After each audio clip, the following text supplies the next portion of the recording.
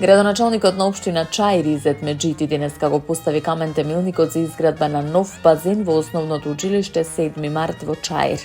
Инвестицијата за реализација на проектот изнесува околу 1 милион евра. Според проектот, спортскиот објект ќе има современи димензии со должина од 25 метри и ширина од 8,80 метри. Длабочината на базенот ќе биде прилагодена за учење и тренинг.